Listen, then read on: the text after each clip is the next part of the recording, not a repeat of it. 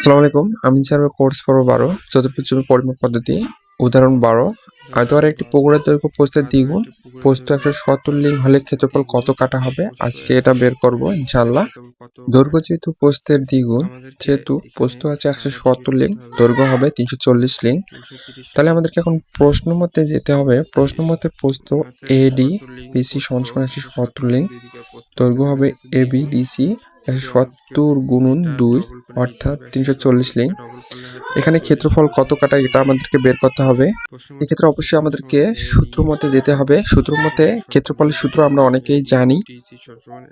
ক্ষেত্রফলটি বের করার জন্য অবশ্যই ক্ষেত্রফলের সূত্রকে ব্যবহার করতে হবে এবং ক্ষেত্রফলের সূত্র দিয়ে আমাদেরকে ক্ষেত্রফলটি বের করতে হবে।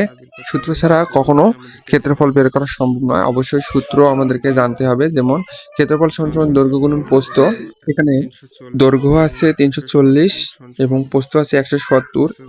দৈর্ঘ্য গুণন প্রস্থ যেহেতু 340 গুণন 170 গুণ করলে আমরা পাচ্ছি 57,800 বর্গলিং।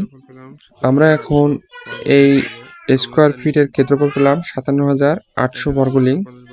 সেহেতু আমরা জানি 1650 বর্গলিং সমান 1 কাটা, অর্থাৎ 1 বর্গলিং কে দ্বারা 1650-কে ভাগ, 1 দিয়ে কখনো ভাগ হয় না। অর্থাৎ ক্ষেত্রফল 57,800-কে আমাদেরকে ব্যবহার করতে হবে। 57,800-কে 1650 দ্বারা ভাগ করতে হবে। 1650 দ্বারা যদি আমরা ভাগ করি তাহলে কিন্তু আমরা জমি পাচ্ছি 35.3 কাটা, অর্থাৎ চতুর্ভুজ জমিটি হচ্ছে 35.3 কাটা।